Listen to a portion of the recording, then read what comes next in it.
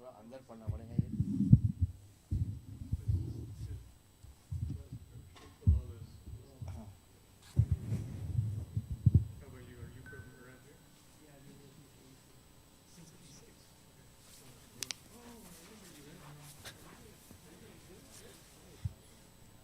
بسم الله الرحمن الرحيم. ياسين والقرآن الحكيم إنك لمن المرسلين على صراط مستقيم تنزيل العزيز الرحيم لتنذر قوما ما أنذر آباؤهم فهم غافلون لقد حق القول على أكثرهم فهم لا يؤمنون إنا جعلنا في أعناقهم أغلالا فهي إلى الأذقان فهم مقمحون وجعلنا من بين أيديهم سدا ومن خلفهم سدا فغشيناهم فهم لا يبصرون وسواء عليهم أنذرتهم أم لم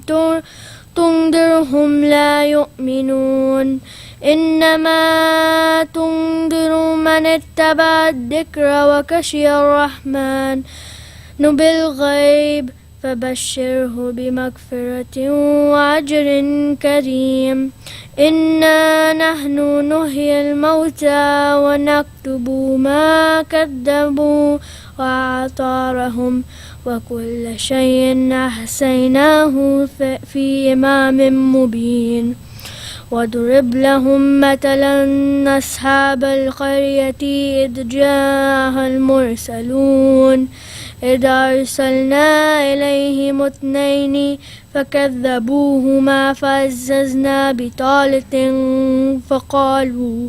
فقالوا إنا إليكم مرسلون قالوا ما أنتم إلا بشر مثلنا وما أنزل الرحمن من شيء أنتم إلا تكذبون قالوا ربنا يعلم إنا إليكم لمرسلون وما علينا إلا البلاغ المبين قالوا إنا تطيرنا بكم لئن لم تنتهوا لنرجمنكم وليمسنكم منا عذاب أليم قالوا طائركم معكم أن ذكرتم بل أنتم قوم مسرفون وجاء من أقصى المدينة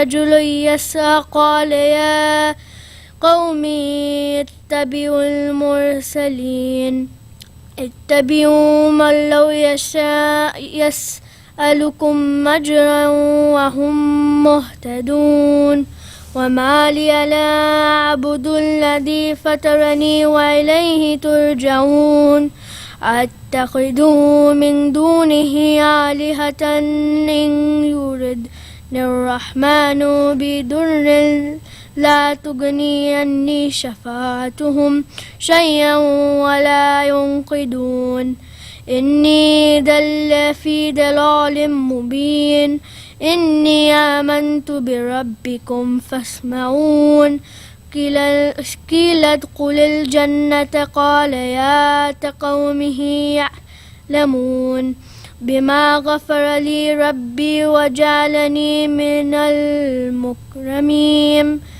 وما أنزلنا على قومه من بعده من جند من السماء وما كنا منزلين إن كانت إلا صيحة واحدة فإذا هم قامدون يا حسرة على العباد ما يأتيهم من رسول إلا كانوا به يستهزئون ألم تر كم أهلكنا قبلهم من القرون أنهم إليكم لا يرجعون وإن كل لما جميع لدينا مهدرون وآيات لهم الأرض الميتة وأحييناها وأخرجنا منها حبا فمنه يأكلون وجعلنا فيها جنات من نخيل وأعناب وفجرنا فيها من العيون ليأكلوا من ثمره وما عملته أيديهم أفلا يشكرون سبحان الذي خلق الأزواج كلها مما تنبت الأرض ومن أنفسهم ومما لا يعلمون وآية لهم الليل نسلق منه النهار فإذا هم مظلمون والشمس تجري لمستقر لها ذلك تقدير العزيز العليم والقمر قدرناه منازل حتى عاد كالأرجون القديم لا الشمس تجري لمستقر لها أن تدرك القمر ولا الليل سابق النهار وكل في فلك يسبحون وآية لهم أنا حملنا ذريتهم في الفلك المشحون وخلقنا لهم مثله ما يركبون وإن نشأ نغرقهم فلا شريك لهم ولا هم ينقذون إلا رحمة منا ومتاعا إلى حين وإذا قيل لهم اتقوا ما بين أيديكم وما خلفكم لعلكم ترحمون وما تأتيهم من آيات من آيات ربهم إلا كانوا عنها معرضين وإذا قيل لهم انفقوا مما رزقكم الله قال الذي كفروا للذي آمنوا ونطعم من لو يشاء الله أطعمه إن أنتم إلا في ضلال مبين ويقولون متى هذا الوعد إن كنتم صادقين ما ينظرون إلا صيحة واحدة تأخذهم وهم يقسمون فلا يستطيعون توصية ولا إلى أهلهم يرجعون ونفخ في الصور فإذا هم من الأجداث إلى ربهم ينسلون قالوا يا ويلنا من بعثنا من مركدنا هذا ما وعد الرحمن وصدق المرسلون إن كانت إلا صيحة واحدة فإذا هم جميع لدينا مهدرون فاليوم لا تظلم نفس شيئا ولا تجزون إلا ما كنتم تعملون إن أصحاب الجنة اليوم في شغل فاقهون هم وأزواجهم في ظلال على الأرائك متكئون لهم فيها فاكهة ولهم ما يدعون سلام قولا من رب رحيم وامتازوا اليوم أيها المجرمون ألم أعهد إليكم يا بني آدم أن لا تعبدوا الشيطان إنه لكم عدو مبين وأن اعبدوني هذا صراط مستقيم ولقد عدل منكم جبلا كثيرا أفلا يكونوا تعقلون هذه جهنم التي كنتم توعدون أصلوها اليوم بما كنتم تكفرون اليوم نختم على أفواههم وتكلمنا أيديهم وتشهد أرجلهم بما كانوا يكسبون ولو نشاء لتمسنا على أعينهم فاستبقوا الصراط فأنى يبصرون ولو نشاء لمسقناهم على مكانتهم فما استطاعوا مضيا ولا يرجعون ومن نؤمره ننكسه في الخلق أفلا يعقلون وما علمناه الشعر وما ينبغي له إن هو إلا ذكر وقرآن مبين لينذر من كان حيا ويحق القول على الكافرين أولم يروا أنا خلقنا لهم مما عملت أيدينا أنعاما فهم لها مالكون وذللناها لهم فمنها ركوبهم ومنها يأكلون ولهم فيها منافع ومشارب أفلا يشكرون واتخذوا من دون الله آلهة لعلهم ينصرون لا يستطيعون نصرهم وهم لهم جند مهدرون فلا يحزنك قولهم إنا نعلم ما يسرون وما يعلنون أولم يرى الإنسان أنا خلقناه من نطفة فإذا هو خصيم مبين وضرب لنا مثلا ونسي خلقه قال من يحيي العظام وهي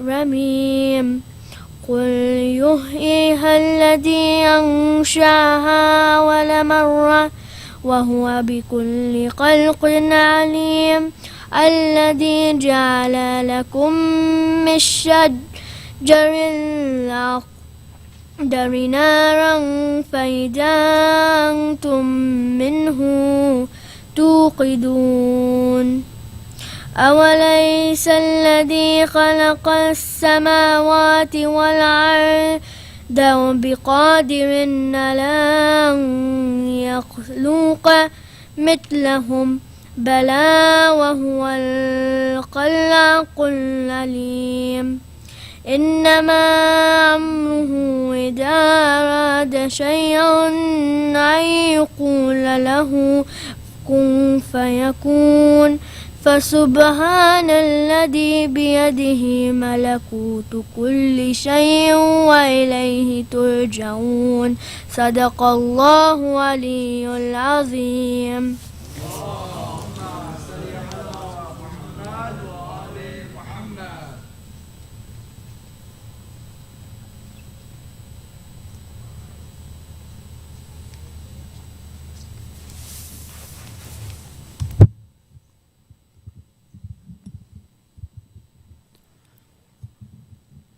اللهم صل على محمد وآل محمد. بسم الله الرحمن الرحيم. عن جابر بن عبد الله الأنصاري عن فاطمة الزهراء عليها السلام بنت رسول الله صلى الله عليه وآله قال سمعت فاطمة أنها قالت دخل علي أبي رسول الله في بعض الأيام فقال السلام عليك يا فاطمة، فقلت عليك السلام. قال إني أجد في بدني ضعفا، فقلت له أعيذك بالله يا أبتاه من الضعف. فقال يا فاطمة ائتيني بالكساء اليماني فغطيني به، فأتيته بالكساء اليماني فغطيته به، وصرت أنظر إليه وإذا وجهه يتلألأ كأنه البدر في ليلة تمامه وكماله. فما كانت إلا ساعة وإذا بولدي الحسن قد أقبل وقال السلام عليك يا أمه. فقلت عليك السلام يا قرة عيني وثمرة فؤادي. فقال يا أماه إني أشم عندك رائحة طيبة كأنها رائحة جدي رسول الله صلى الله عليه وآله. فقلت نعم إن جدك تحت الكساء. فأقبل الحسن نحو الكساء وقال السلام عليك يا جده يا رسول الله، أتأذن لي أن أدخل معك تحت الكساء؟ فقال وعليك السلام يا ولدي ويا صاحب هوذ قد أذنت لك. فدخل معه تحت الكساء. فما كانت إلا ساعة وإذا بولدي الحسين عليه السلام قد أقبل وقال السلام عليك يا أمه. فقلت عليك السلام يا ولدي ويا قرة عيني وثمرة فؤادي. فقال لي يا أمه إني أشم عندك رائحة طيبة كأنها رائحة جدي رسول الله. فقلت نعم إن جدك وأخاك تحت الكساء. فدنا الحسين نحو الكساء وقال السلام عليك يا جده، السلام عليك يا من اختاره الله، أتأذن لي أن أكون معكما تحت الكساء؟ فقال وعليك السلام يا ولدي ويا شافع أمتي قد أذنت لك. فدخل معهما تحت الكساء. فأقبل عند ذلك أبو الحسن علي بن أبي طالب وقال السلام عليك يا بنت رسول الله. فقلت وعليك السلام يا أبا الحسن ويا أمير المؤمنين. فقال يا فاطمة إني أشم عندك رائحة طيبة كأنها رائحة أخي وابن عمي رسول الله. فقلت نعم ها هو مع ولديك تحت الكساء. فأقبل علي نحو الكساء وقال السلام عليك يا رسول الله، أتأذن لي أن أكون معكم تحت الكساء؟ فقال له وعليك السلام يا أخي ويا وصيي وخليفتي وصاحب لوائي قد أذنت لك. فدخل علي تحت الكساء ثم أتيت نحو الكساء وقلت السلام عليك يا أبتاه يا رسول الله، أتأذن لي أن أكون معكم تحت الكساء؟ فقال وعليك السلام يا بنتي ويا بضعتي قد أذنت لك. فدخلت تحت الكساء. فلما اكتملنا جميعا تحت الكساء أخذ أبي رسول الله بطرفي الكساء وأومأ بيده اليمنى إلى السماء وقال اللهم إن هؤلاء أهل بيتي وخاصتي وحامتي، لحمهم لحمي ودمهم دمي، يؤلمني ما يؤلمهم ويحزنني ما يحزنهم.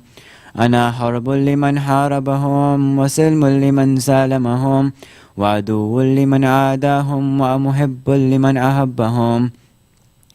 إنهم مني وأنا منهم، فاجعل صلواتك وبركاتك ورحمتك وغفرانك ورضوانك علي وعليهم، وأذهب عنهم الرجس وطهرهم تطهيرا.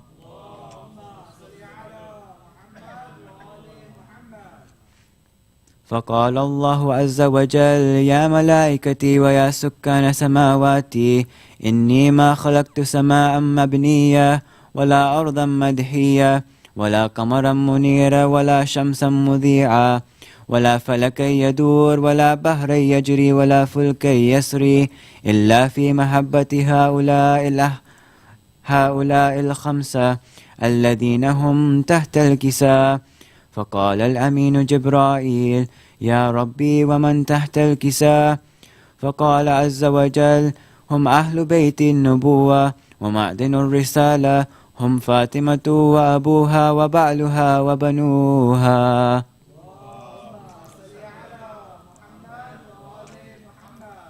فقال جبرائيل: يا ربي أتأذن لي أن أهبط إلى الأرض ليكون معهم سادسا؟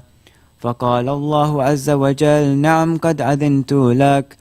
فهبط الأمين جبرائيل وقال: السلام عليك يا رسول الله، العلي الأعلى يقرأك السلام ويخصك بالتحية والإكرام ويقول لك: وعزتي وجلالي إني ما خلقت سماء مبنيا ولا أرضا مدحيا ولا قمرا منيرا ولا شمسا مذيعا ولا فلكا يدور ولا بحرا يجري ولا فلكا يسري إلا لأجلكم ومحبتكم، وقد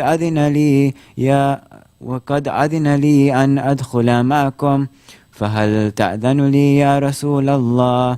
فقال رسول الله صلى الله عليه وآله: وعليك السلام يا أمين وحي الله، إنه نعم قد أذنت لك. فدخل جبرائيل معنا تحت الكساء، فقال لأبي: إن الله قد أوحى إليكم يقول: إنما يريد الله ليذهب عنكم الرجس أهل البيت ويطهركم تطهيرا.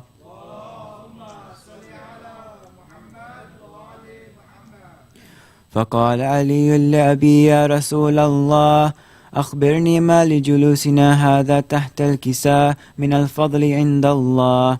فقال النبي صلى الله عليه وآله: والذي بعثني بالحق نبيا واصطفاني بالرسالة نجيا، ما ذكر خبرنا هذا في محفل من محافل أهل الأرض وفيه جمع من شيعتنا ومحبينا إلا ونزلت عليهم الرحمة وحفت بهم الملائكة واستغفرت لهم إلى أن يتفرقوا.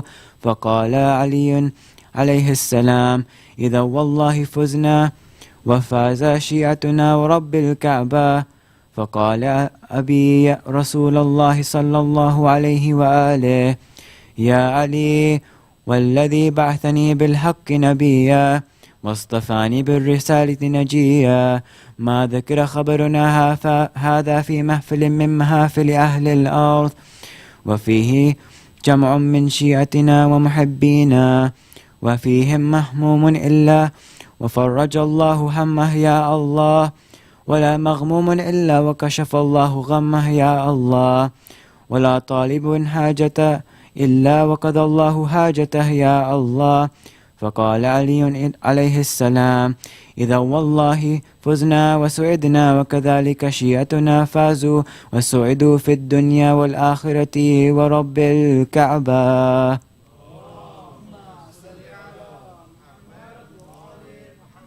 سورة الفاتحة.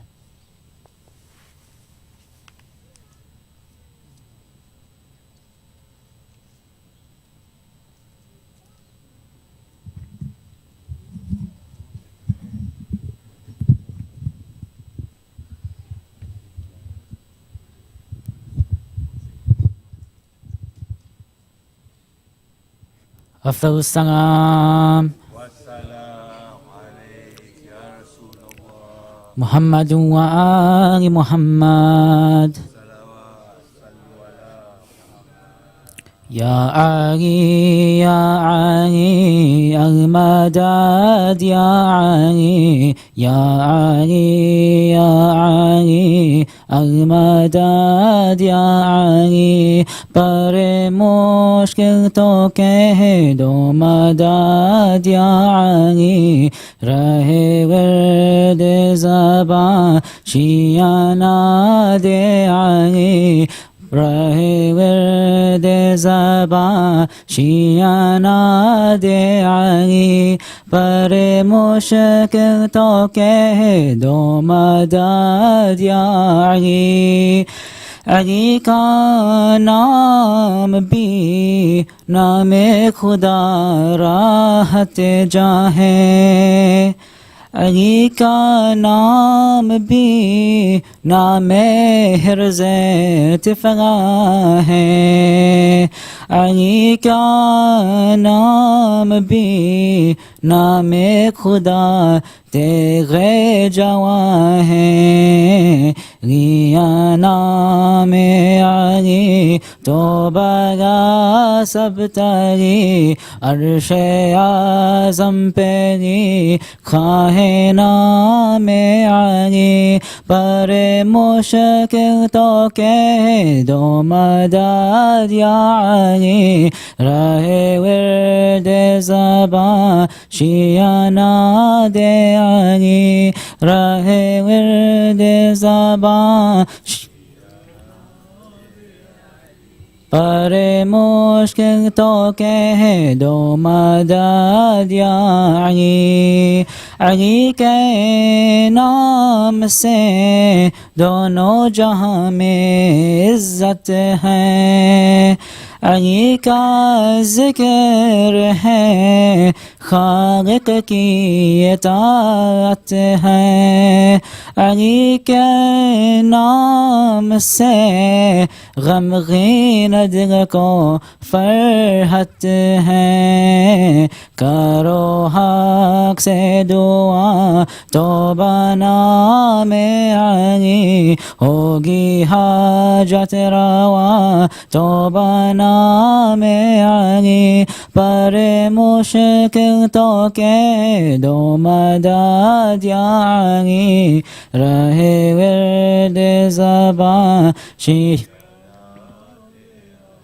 پر مشکل تو کہہ دو مدد یا علی الہی واسطہ تجھ کو محمد مصطفیٰ کا الہی واسطہ تجھ کو علی مرتضیٰ کا الہی واسطہ حسنین کا اور فاطمہ کا رہے امام رسالت صدا مومنوں کو نہ ہو کوئی رن جو بنا پر مشکل تو کہہ رہے ورد زبان شیعہ نہ دے علی پر مشکل تو کہہ دو مدد یا علی علی کے نام سے ہو مستجاب سب کی دعا جو کہ ہے بیمار مومن دے انہیں جلد شفا قید آفت میں جو ہے یا رب انہیں کر دے رہا تیری ذات ہے پاک خفی ہو جائے ہو قبول ہماری مراد دینی پر مشکل تو کہہ دو مدد رہے ورد زبان شیعہ نہ دے علی پر مشکل تو کہہ دو مدد یا علی یا علی یا علی المدد یا علی پر مشکل تو کہہ دو مدد یا علی نعرہ حیدری افضل السلام محمد و آل محمد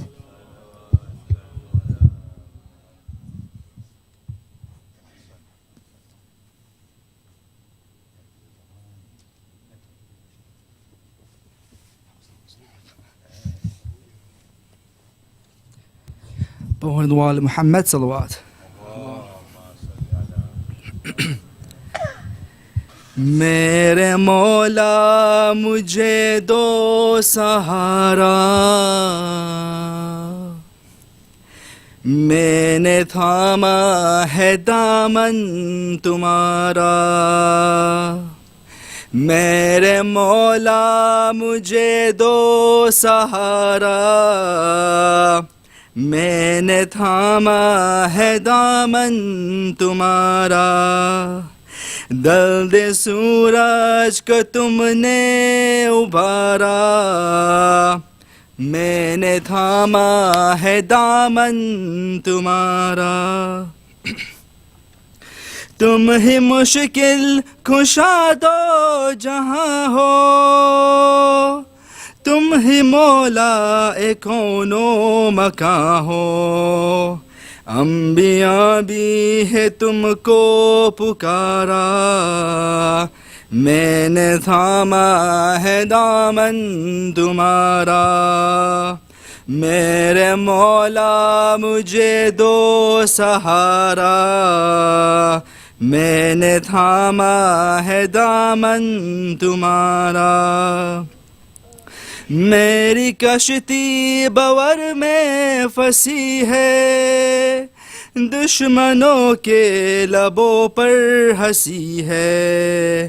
کر دو نزدیک مجھ سے کنارہ، میں نے تھاما ہے دامن تمہارا. میرے مولا مجھے دو سہارا، میں نے تھاما ہے دامن تمہارا. گردشوں میں مقدر ہے میرا، کیا کروں چاروں سو ہے اندھیرا. تم جو چاہو تو چمکے ستارہ، میں نے تھاما ہے دامن تمہارا. میرے مولا مجھے دو سہارا، میں نے تھاما ہے دامن تمہارا. منحرف ہو چلا ہے زمانہ، زندگی بن رہی ہے فسانہ. دیکھو میری طرف اب خدا را، میں نے تھاما ہے دامن تمہارا. میرے مولا مجھے دو سہارا، میں نے تھاما ہے دامن تمہارا. ڈھلتے سورج کو تم نے ابھارا، میں نے تھاما ہے دامن تمہارا. میرے مولا مجھے دو سہارا، میں نے تھاما ہے دامن تمہارا. بہنوال محمد صلوات.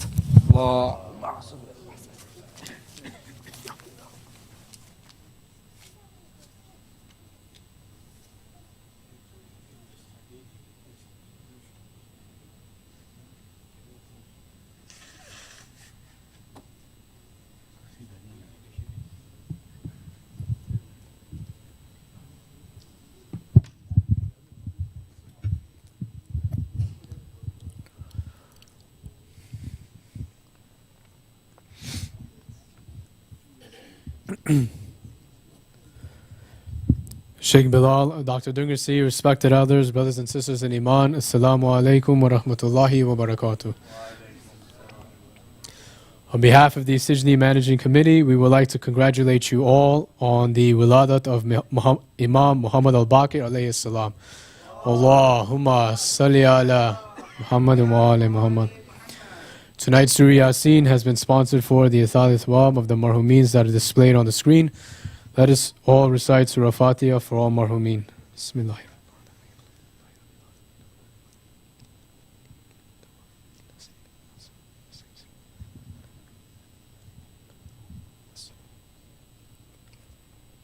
On Sunday, madrasa will start at 10:45 a.m. to 2:30 p.m., followed by the wafat of Imam Ali al-Naqi starting at 7 p.m.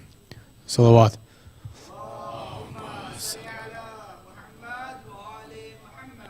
Lastly, please join me in reciting the ayah of Amma Yujib 5 times for all those who are sick here and around the world.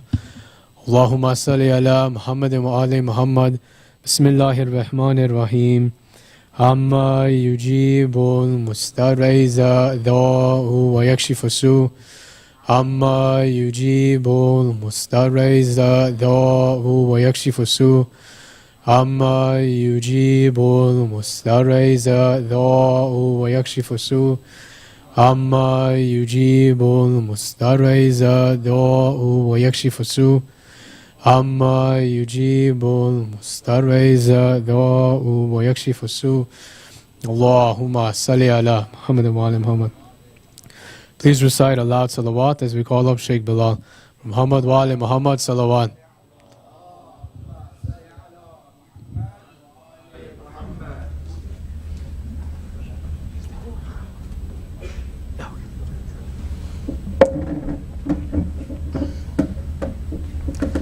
They've taken away the Jummah stick, so please, if you don't mind, بذكر قائم آل محمد صلوا على محمد وآل محمد. صلوا على محمد. Day of Friday has ended. I don't have a stick anymore. Please come off. It'll be nice. أعوذ بالله من الشيطان الرجيم. بسم الله الرحمن الرحيم.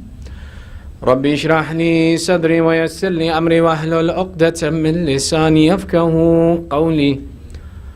الحمد لله رب العالمين، ثم الصلاة والسلام على سيدنا ونبينا وحبيب إله العالمين أبي القاسم محمد.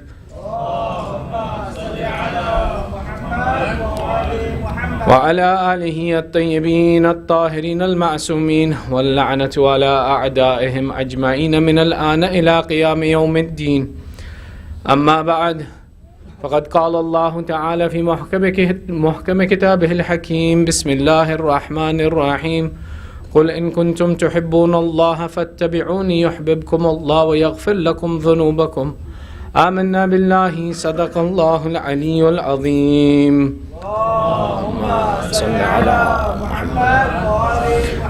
Your second salawat for love of Muhammad wa ali Muhammad. And you're allowed a salawat for ta'ajil faraj sahib al-asr wa zaman.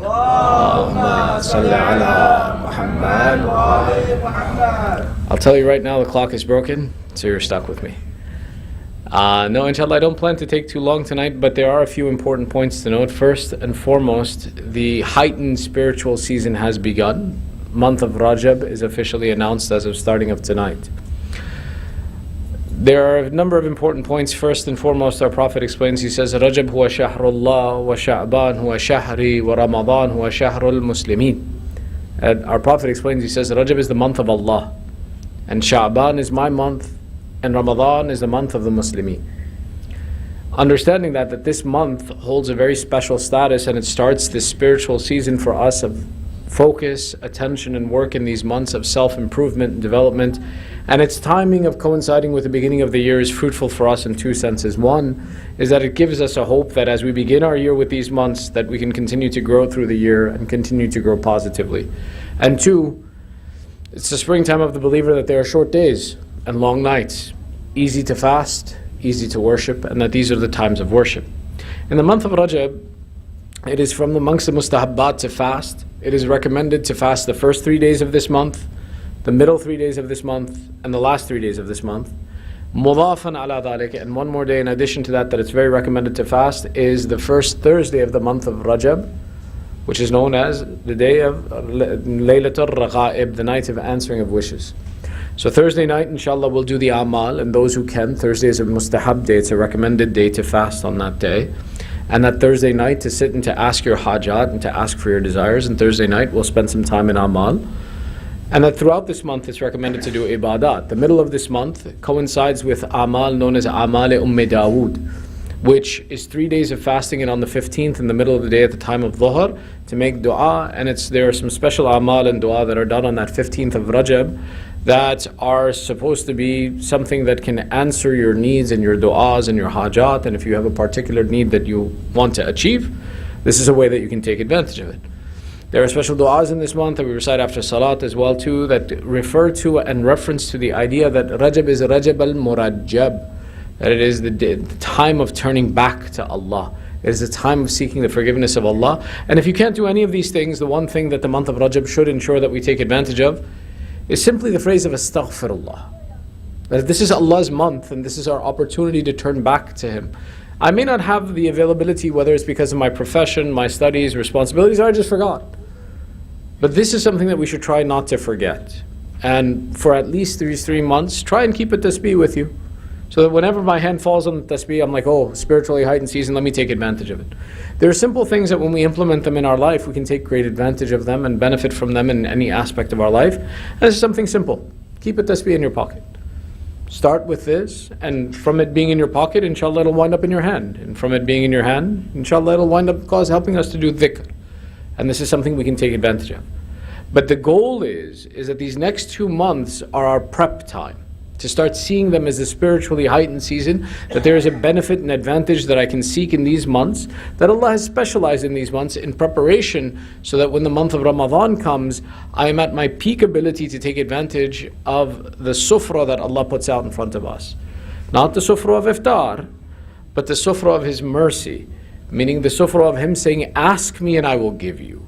Come to me and take from me.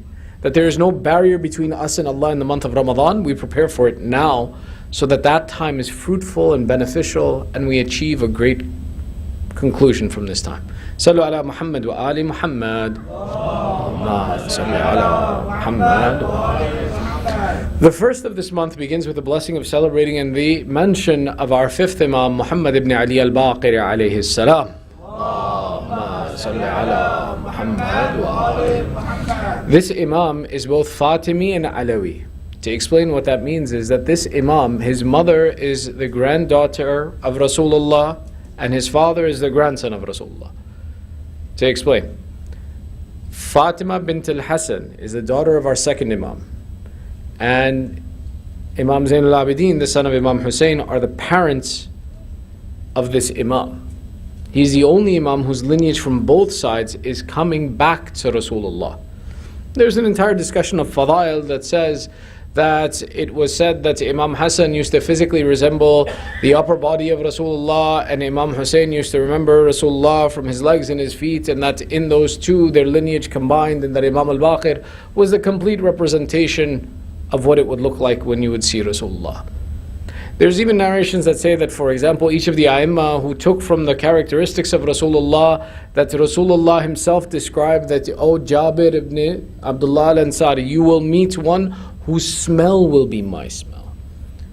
That you will see his countenance, his footsteps will remind you of me, and that you will know him from me, and that Imam Al-Baqir was that one.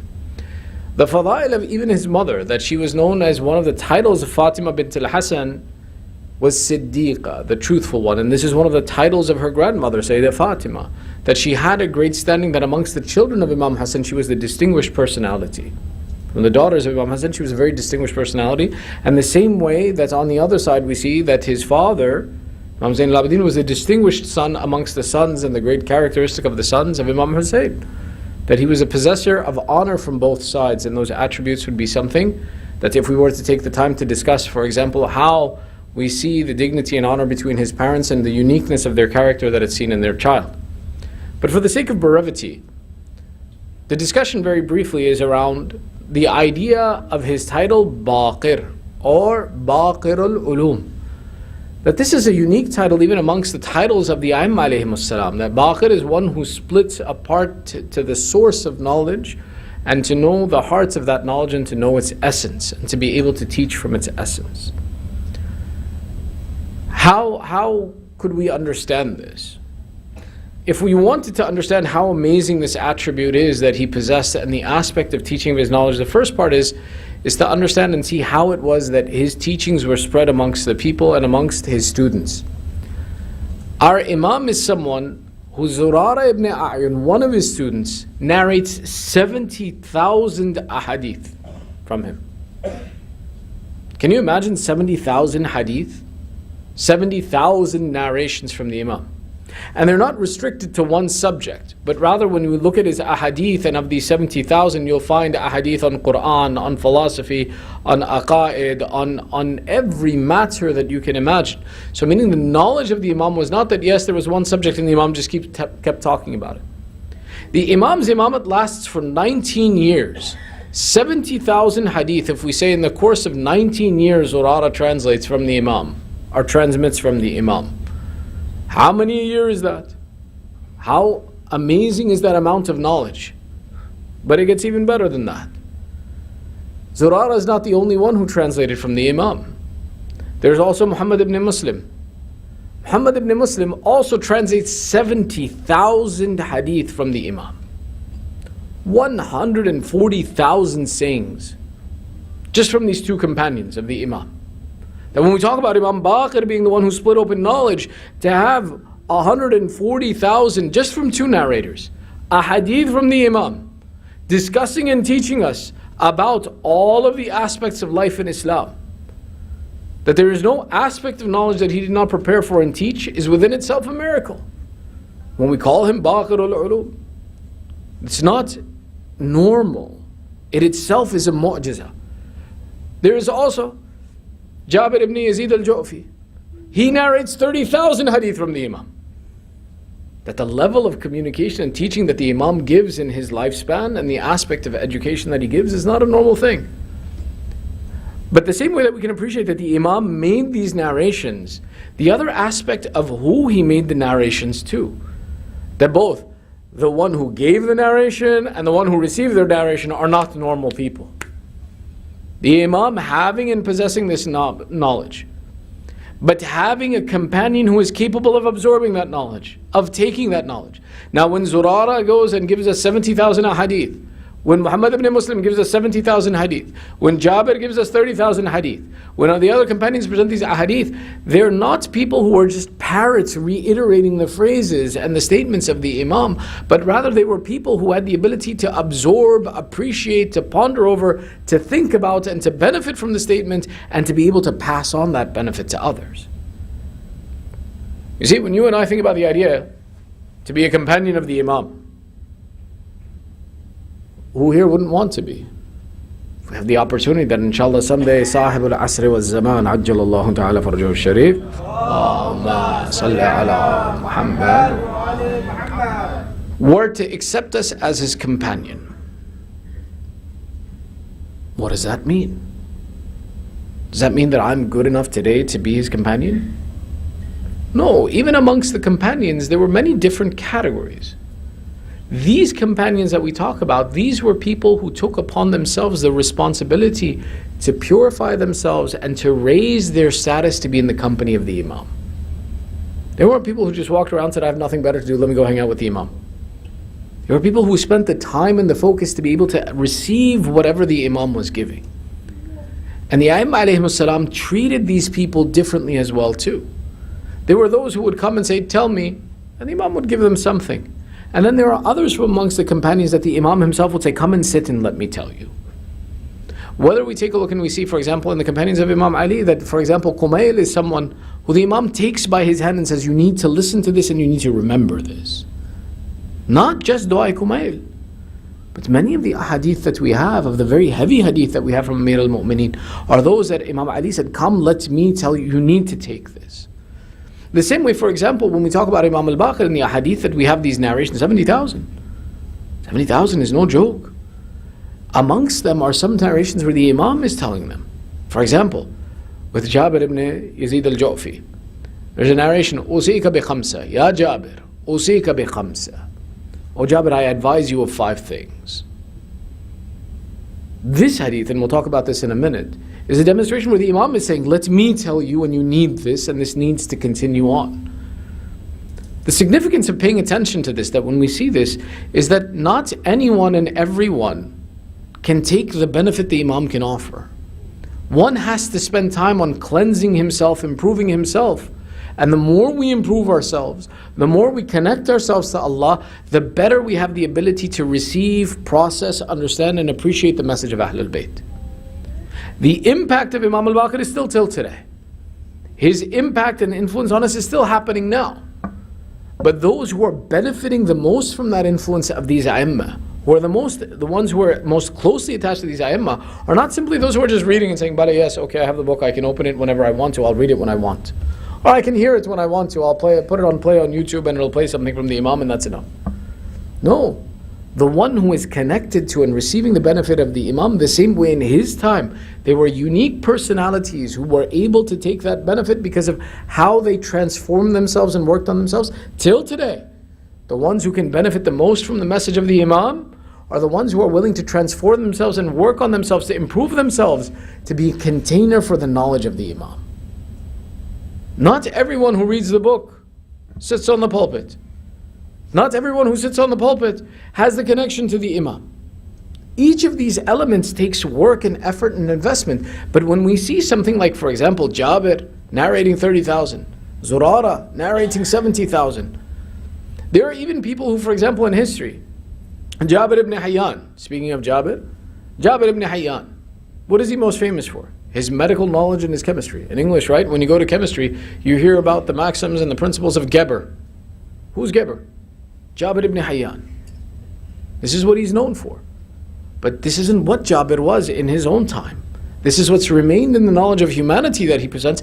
But he was someone who was himself a faqih, a knowledgeable man of the entire religion of Islam, who took the benefit from Ali Muhammad and then went and spread it to the world. Each of us has this responsibility and this opportunity that the more that we improve ourselves to connect, to build that relationship, the treasure of the Imam is present with us. We can benefit from it. The question is, did I prepare myself to take advantage of this? Which is the second point in our discussion. The third point, Sallu ala Muhammad wa ali Muhammad.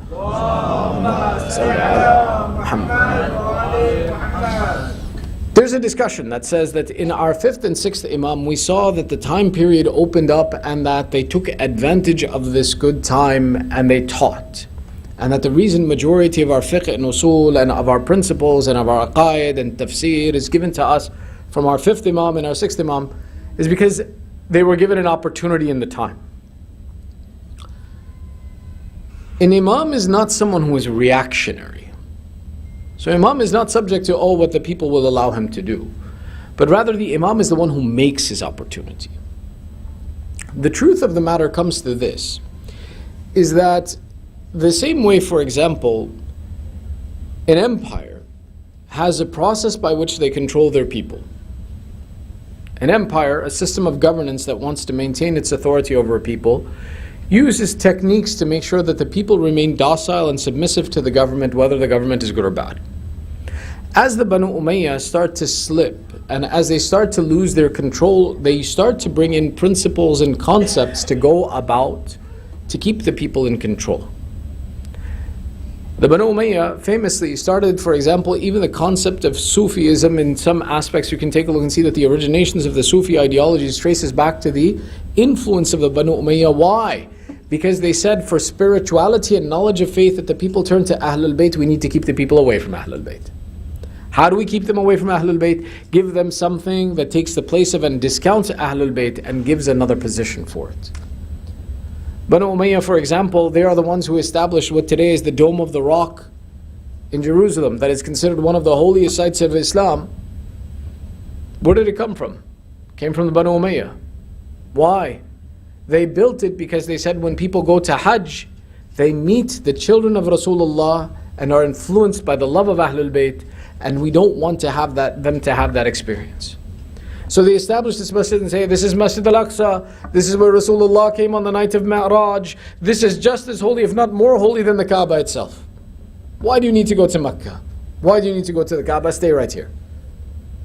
The instruction here was what? Separate the people from Ahlul Bayt. And the idea was to keep them under control in some element of where they could manage them. So in the time of the Banu Umayyah, when they started to lose their power, they implemented ideologies into society to keep the people confused and not able to stand up. So they brought in the ideologies of people presenting philosophy and their opinions.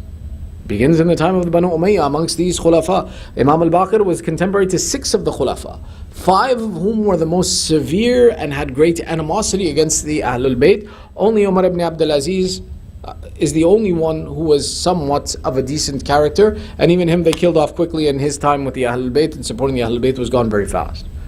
So meaning the situation itself was not very easy and pleasant for the Imam, but rather the Imam looked at the need of the time and he created the tool to solve those problems. He created the institutions and established the fundamental of teaching so as that as these foreign concepts were being brought in to placate people and to separate them from the message of Islam, that the Imam was there to teach and educate the people to bring them back to Islam, to reintroduce the principles of faith when all of the representation of faith was disappearing. So looking at and saying that the Imam took advantage of the opportunity, no, the Imam created the opportunity because of the need of the time. That when we say, oh, the Imam just reacts to what the environment is, this is unfair with the Imam to say that the Imam doesn't have any capability or authority himself, but rather he is moved by the situation. No, the Imam looks at the flaws of the situation and corrects it. He establishes the practice that was needed. So as the foreign philosophies and ideologies of individual opinion, of manipulating Islam for personal benefit, of restructuring the thoughts of society came into being, the Imam turned and brought pure knowledge in so that when one would compete with their own ideology against the fundamentals of Islam, their ideology would fall short and the true teachings of Islam for the one who was interested, Islam would continue to persist.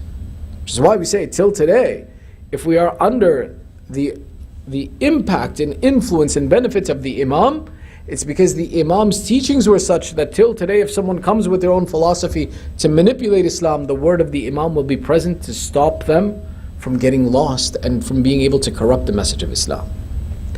Which brings us to our 4th and final point. You guys okay? Sallu ala Muhammad wa ali Muhammad.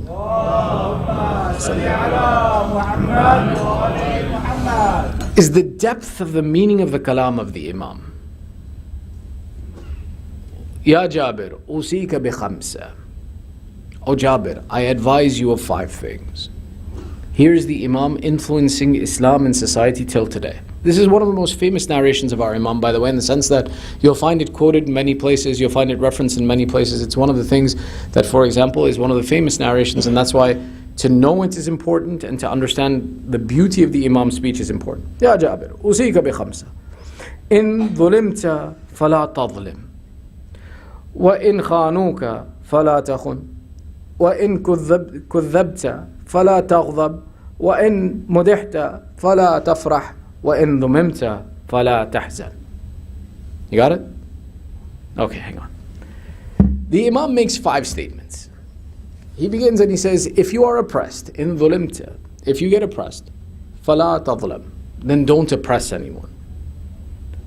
وَإِن خَانُوكَ, and if they cheat you, فَلَا تَخُنْ, then don't cheat anyone. وَإِن كَذَّبُوكَ, if they lie to you, فَلَا تَغْضَبْ, don't become angry. Let's stop here for a second. The next 2 are in madahta, that if they praise you, then don't be happy, and if they criticize you, then don't be sad. Let's put these last 2 to the side and look at these first 3. If you're oppressed, don't oppress. If you're cheated, don't cheat. If you're lied to, then don't become angry. Did the Imam put these in random order? Does an Imam do things randomly? No. The Imam structures his thought. The Imam structures his thought, and he structured these 3 in this exact order. If you're oppressed, don't oppress.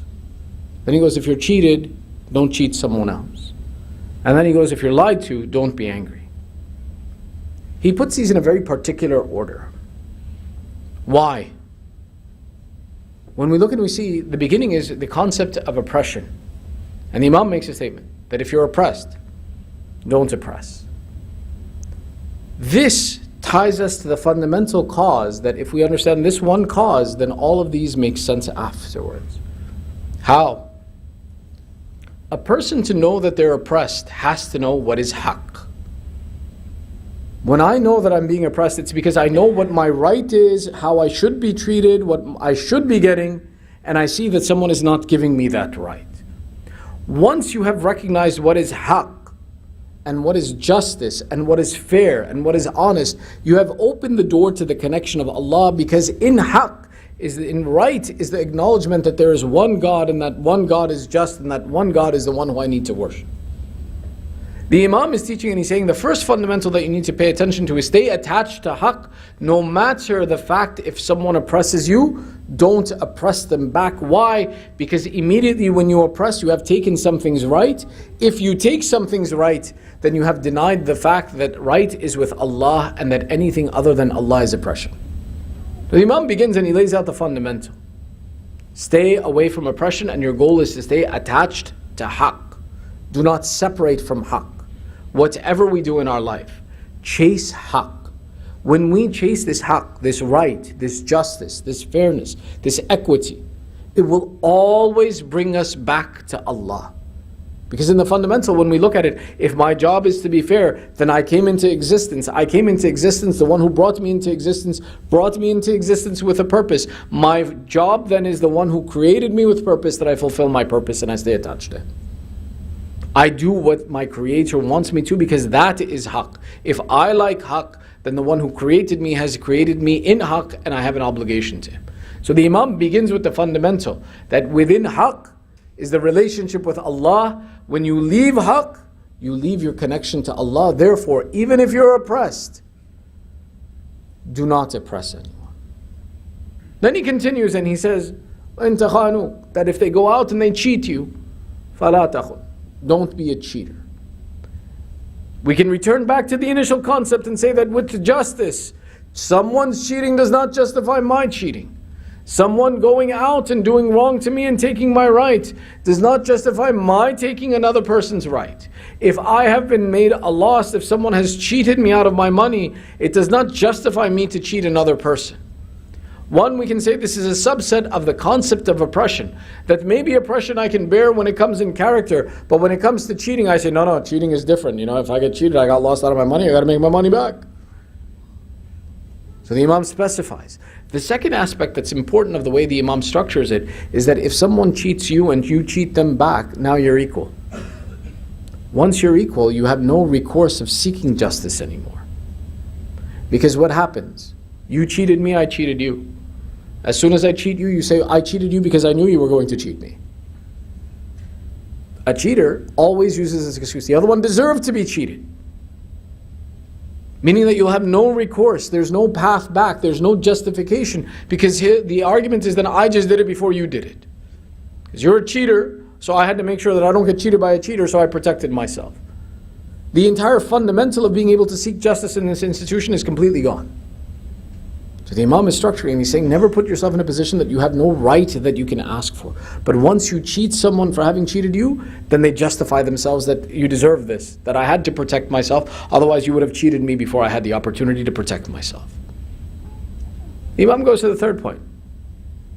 If they belie you, if they lie to you, فَلَا تَغْضَبْ, then don't become angry. The reaction of someone being beguiling, misleading us in language, the reaction of anger is a natural state. And the Imam is saying that this state will take you to all of the other sins that exist and will open up a door of sinning for you in every direction. Anger is one of the most dangerous things that exist, that in a state of anger a man has no consciousness of what he will do and what he won't do. And the idea of feeling betrayed when someone lies to you creates anger, creates a feeling of frustration. And in that frustration, you may feel justified in your anger, but that anger will make you do anything. Which is why there are many narrations of the Ahlul Bayt that teach us and warn us against the concept of anger. And that anger is a bad thing. When we see, for example, the teaching of Rasulullah sallallahu alayhi wa sallam, Oh Ali, if you become angry when you're standing, sit down. If you're sitting and you're angry, then lie down. If you're angry when you lie down, then go and pray. This instruction of staying away from anger and not reacting in anger, because in anger one loses his consciousness and his senses. And the Imam is saying your natural reaction when someone lies to you is going to be angry. And he's saying don't be angry, because it will take you out of haqq and bring you to commit a sin that you otherwise would never do. And anger is one of those dangerous elements. The Imam says, Usika bil khamsa. I give you 5 advices, O Jabir. The first, ties us to our identity and to haqq. The second ensures that we always have recourse for justice.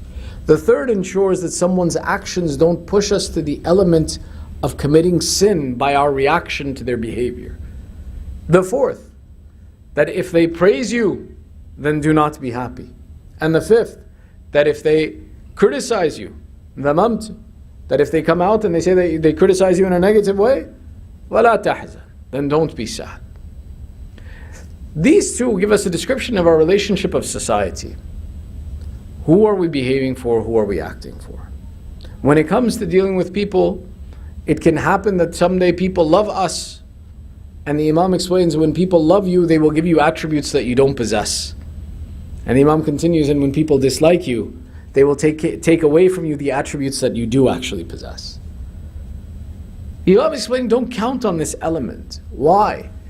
We see in many narrations that explain to us the idea that one, for example, who does an action for the people on the Day of Judgment, there is no reward with him for Allah. There is a hadith of our sixth Imam Ja'far ibn Muhammad as-Sadiq alayhi salam, where he explains, he says, the shaheed shall come before Allah on the Day of Judgment and say, "Oh Allah, I spilled my blood for you, reward me." And Allah will say, you spilled your blood so that people would call you brave. And they did.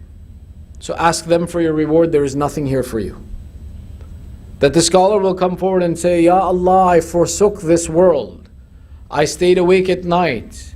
I spent my life writing and serving your religion. I did all of these actions so that I could raise the status of your deen. Reward me. Because the ink of the scholar is weighed more than the blood of the martyr. The Imam says that Allah will reply, O scholar, O man, you did this so that people would praise you and follow you. And they did. Your reward is with them, not with me. The idea of our reaction to how people behave with us and people having the ability to influence us and to change our character creates a relationship where our actions are for the sake of the people. We want the pleasure of the people. And at that point in time, our qibla shifts from worshipping Allah and looking at the desires and the wants of Allah to looking at the desires of the people and what the people think. And once we do that, we have lost the reward with Allah. We have lost the benefit with Allah. The same way if people praise us and we start chasing that praise and we enjoy that happiness that we have when people like us, then the consequence of that is going to be that Allah will say that you did it for them, not for me. I have nothing for you. On the counterpoint, that if people criticize us and it makes us sad, then we will choose to seek the pleasure of people. We will look to please them. We will look to attain their pleasure. We will react to them and separate ourselves from Allah by thinking more about why are people upset than thinking about why is Allah upset. Our qibla is always going to be not the pleasure of humanity and society, but rather the pleasure of Allah. And it's important to remember the statement of Amir al-Mu'mineen Ali ibn Abi Talib alayhi salam, Salli ala Muhammad, Al-yawmu lak wa yawmun alayk. That some days are for you and in your favor and you have good in them, and there are certain days that are not for you. The Imam explains in a beautiful way. He says, Al-yawmu alayk, that it is as if the day is on top of you, where no matter what you do right, there's no success for you in that moment, or there is no happiness or no pleasure in that moment. This is a natural cycle that happens upon humanity, and that Allah tests us through both of these days. Where some days where anything we touch turns to gold, and other days where we touch gold and it turns to dust. Has nothing to do with us chasing the pleasure of people, because they won't be able to change that for our condition. If we find that people are pleased with us, it is by the mercy of Allah.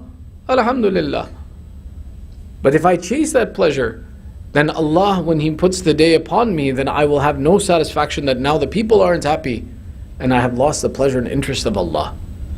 These teachings of the Imam, these 5 advices of the Imam, are a famous series of advice that give us guidance in our life today. And look at the structure and the beauty of how the Imam prepares his argument by beginning from haqq and explaining our relationship with society.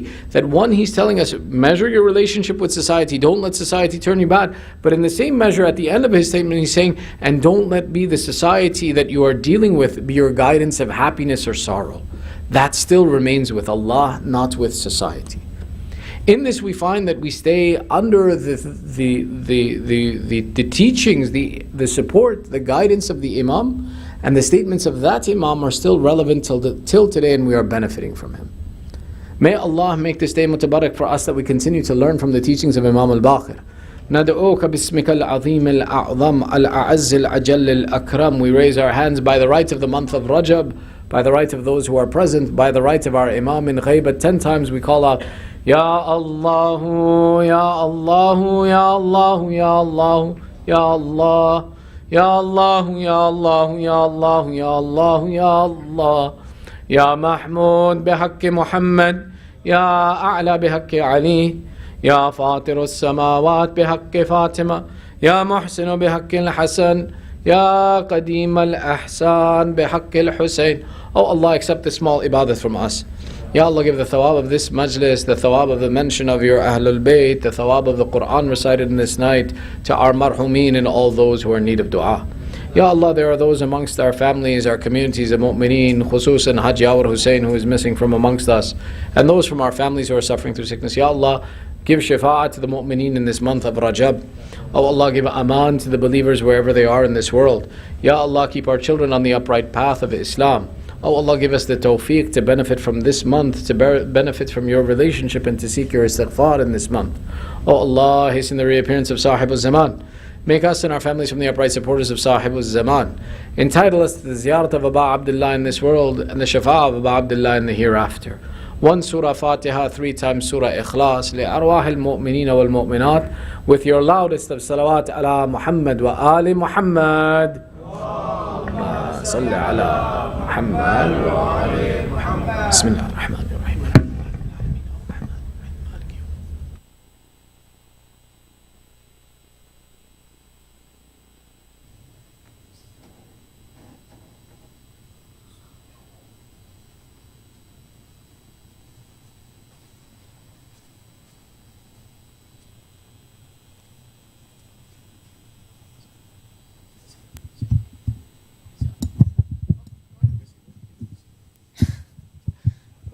I'm just going to do this. Oh my gosh.